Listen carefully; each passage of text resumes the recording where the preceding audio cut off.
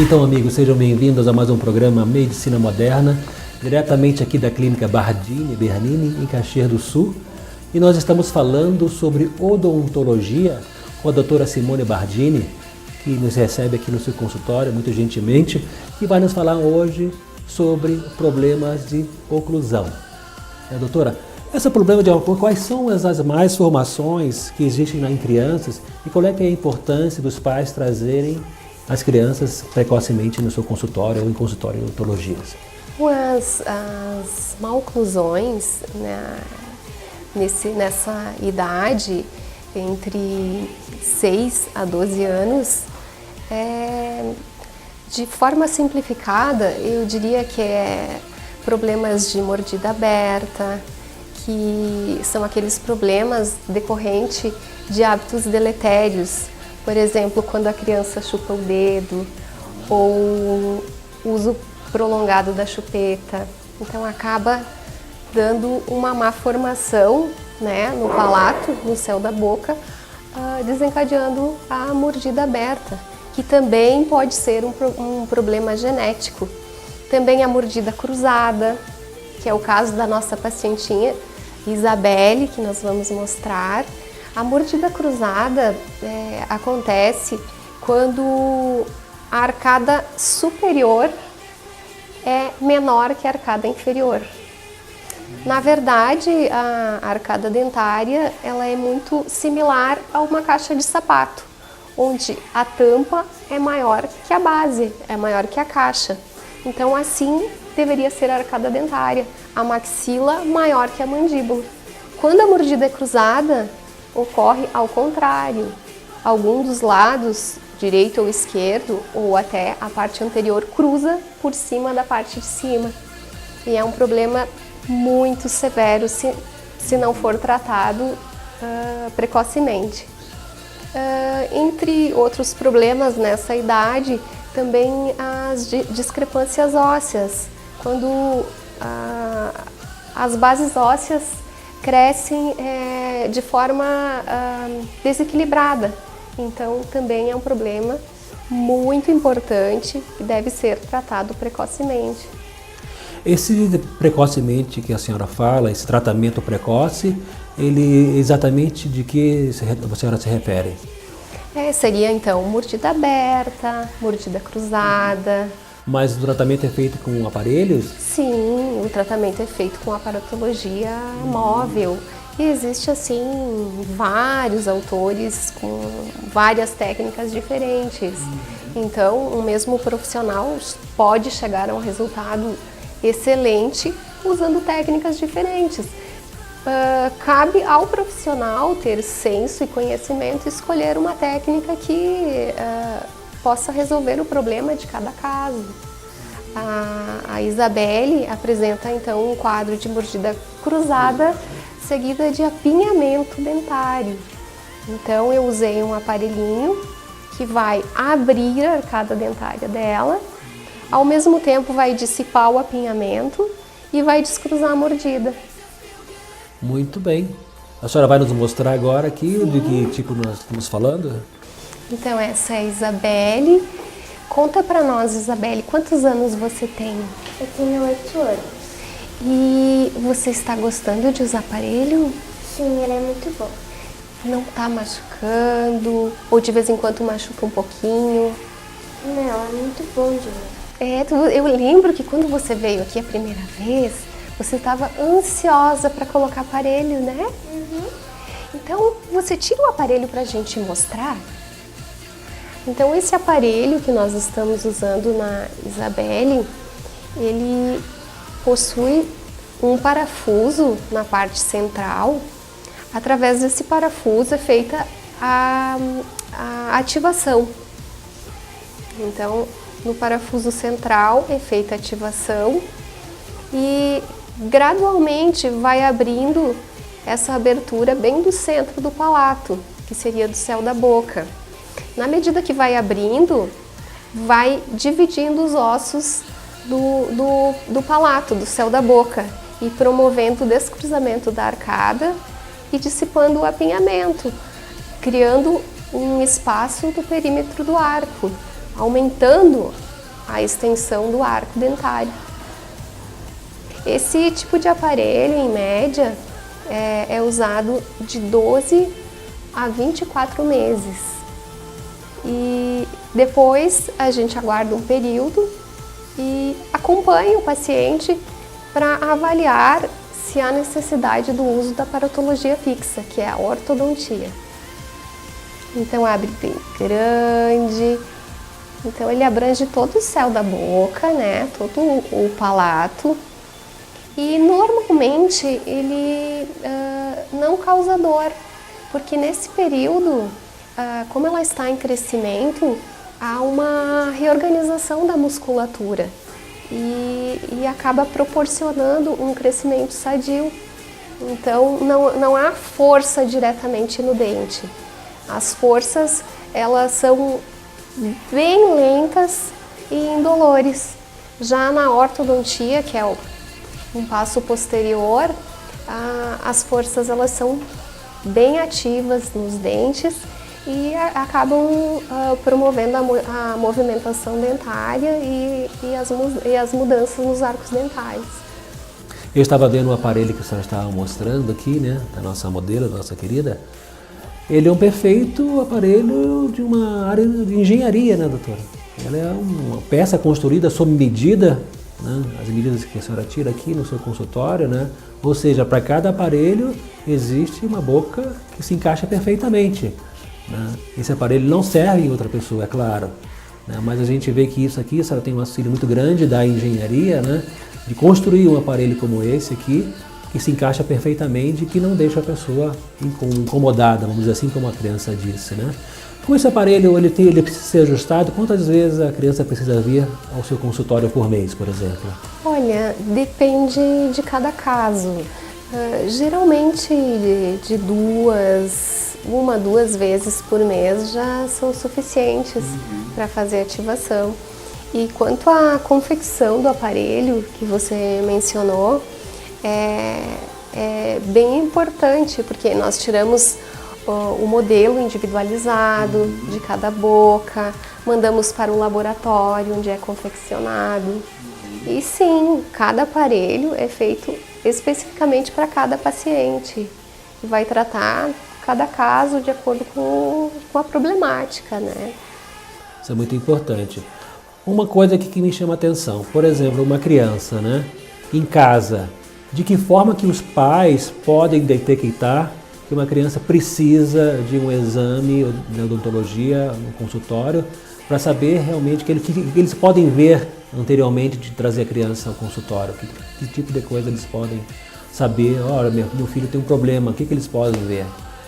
Bom, o primeiro passo deveria ser levar até um profissional competente, mas existem sinais que os pais já podem ir observando nos seus filhos, como, por exemplo, se o queixo da criança está muito para frente, ou a parte superior, que é a maxila, também muito projetada.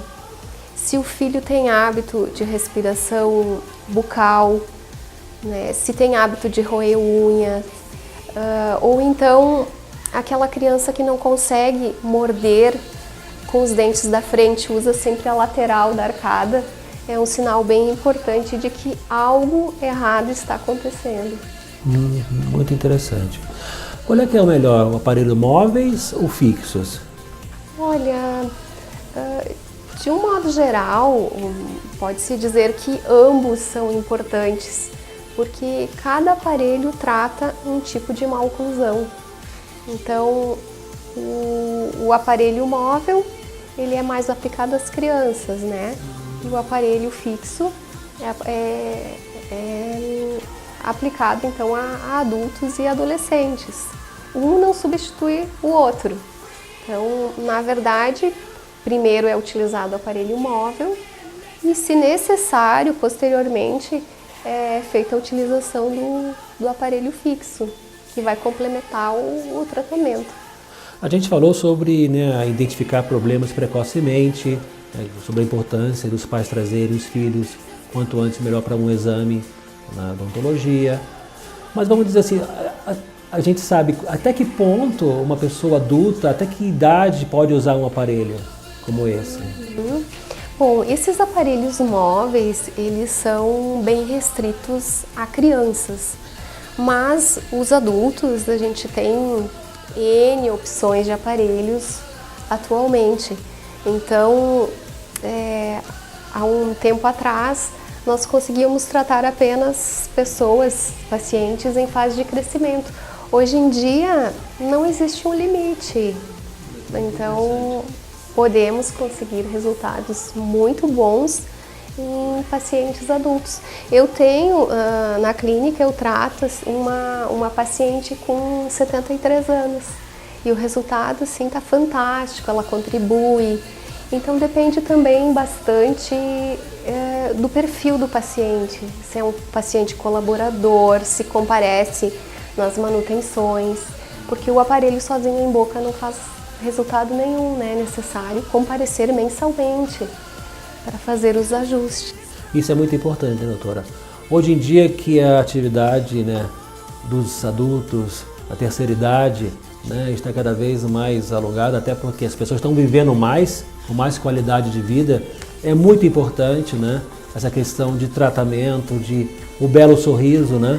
Isso traz uma qualidade de vida bastante interessante e que dignifica também ao pessoal, no sentido de que a gente se sente melhor, né? É muito bom a gente chegar numa festa com um belo sorriso, né? Chegar em qualquer lugar, no nosso trabalho, nossas atividades do dia a dia. Eu quero lhe agradecer, doutora Simone Bardini, ao mais esse trabalho, ao mais esse programa que nós estamos encerrando aqui diretamente do seu consultório, e nós voltaremos aqui da Clínica Bardini e Bernini, agora com o doutor Arielson Milani.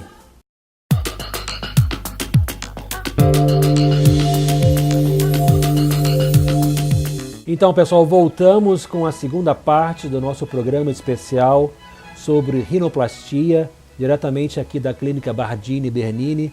Estamos conversando com o Dr. Arielson Milani, que vai nos contar mais um pouco sobre o seu trabalho dentro da operação cirurgia plástica de nariz.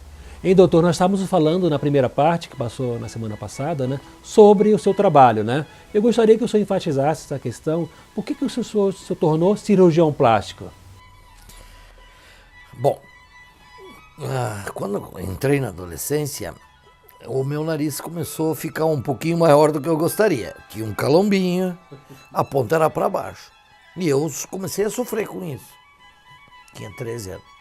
Mas coincidiu nessa época que os Beatles apareceram no mundo inteiro, fizeram aquele sucesso e eu gostei muito dos Beatles e o líder deles, o John Lennon, o meu nariz era igual ao do John Lennon.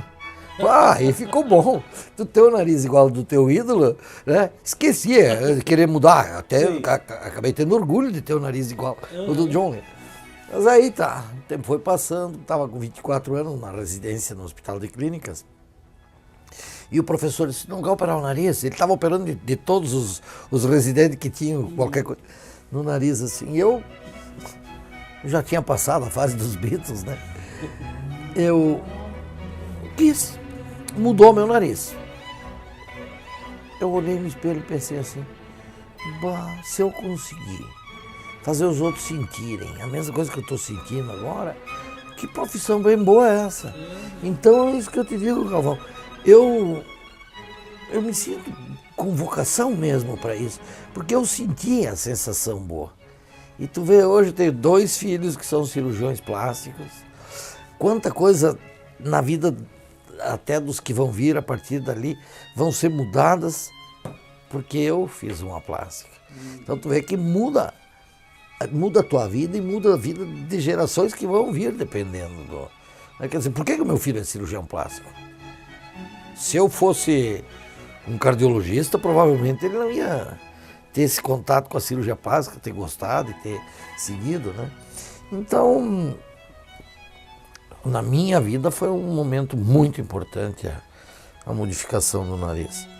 E assim tem sido nos outros, pelo relato dos pacientes, das pessoas que voltam aqui dizendo o que isso significou na vida deles, né? Exatamente, né? Eu tenho conversado com pessoas aqui que já realizaram esse tipo de cirurgia e eu acho que o grau de satisfação é muito grande. A partir do momento que houve uma modificação dos seus narizes, eles ficaram assim, pessoas mais felizes, se sentiram mais integrados à sociedade, inclusive. Mudam muito quando fazem. Se sente mais à vontade, se sente mais iguais, vamos dizer assim, aos outros. Além da beleza, que acho principalmente nas mulheres que levam essa questão estética, né? De ficarem mais bonitas e mais interessantes, né? O nariz mais bonito, ele deixa a mulher mais bonita, mais feminina, mais jovem. Ele faz essas diferenças. O perfil muda bastante, né, doutor? O perfil muda bastante. Eu queria então, vamos voltar aqui aos procedimentos que o paciente que chega à clínica Bardini e Bernini recebem o apoio, ou seja, a atenção das atendentes, até chegar no seu consultório. Como é que é o trabalho? Como é que ele se processa? Então, com a hora marcada, eles chegam na recepção, são trazidos aqui para cima, eu recebo, a gente se apresenta, né, eu faço a pessoa falar um pouco da motivação, porque como nós falamos anteriormente, ela tem que ser uma motivação válida, né? Quando realmente a cirurgia vai ser boa na vida da pessoa. Então ali é marcado um estudo do nariz para saber qual é a modificação que nós vamos fazer, porque dá para mudar de muitas maneiras e eu tenho que chegar bem perto ou naquilo que o paciente gostaria e não aquilo que eu gostaria. Pode ser que às vezes coincidem as duas coisas, mas às vezes eu quero fazer uma coisa e ele quer outra, então é bom eu saber o que ele quer. Então nós partimos para um estudo fotográfico e depois uma análise computadorizada do nariz, modificações computadorizadas, onde eu deixo bem claro para o paciente que aquilo ali é um estudo, um plano de trabalho, né? Não é exatamente uma promessa, alguma coisinha, em alguma pequena percentagem dos pacientes pode ficar um pouquinho diferente do que foi programado. Isso é explicado e eventualmente a gente possa ter que fazer um retoque. Doutor Elson, já houve alguma vez com algum paciente seu que o senhor chegou à conclusão que não precisava mexer no nariz? Sim, já tive essa conclusão e, olha, eu me lembro do Dr. Falavinha, quando era vivo, um dia a gente estava se lavando para entrar em cirurgias, ele na dele, eu na minha, e ele me disse assim, mas Milani, que difícil para ti convencer as pessoas a fazer cirurgia plástica, né? E eu me lembro que eu disse, doutor, é o contrário. Quando uma pessoa quer e eu acho que não deve fazer, difícil é convencer ele a não fazer. Sim. Eles ficam bravos. Tem que... Por que não? Porque eu quero. Então, assim, algum caso eu digo, não vai ficar melhor do que está. Ou, de repente, eu digo, olha, sinceramente, é tão complicado que eu não sei o que fazer. Sim. Né?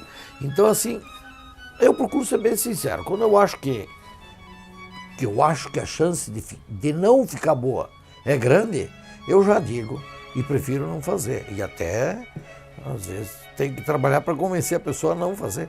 Ou, eventualmente, eu consulto um colega, vamos ver, que sabe que a habilidade das pessoas não são todas iguais. Como uma paciente me perguntou, doutor, mas os médicos não são todos iguais? Não são todos iguais, como também não são todos iguais os jogadores de futebol, os músicos, Sim, sim. Até porque esse trabalho que o senhor realiza, além de ser um trabalho técnico, é um trabalho artístico também.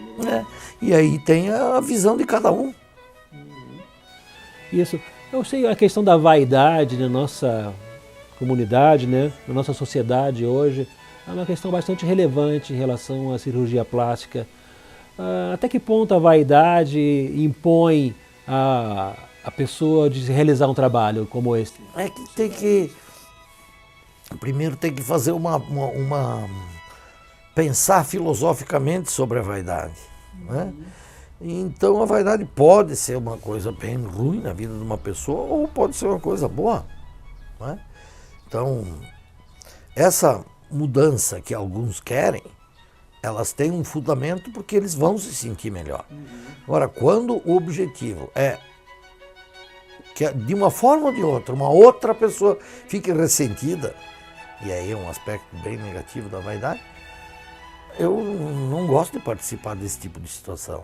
Então, doutor Arielson, então agora nós vamos falar um pouco sobre a parte técnica do seu trabalho, né?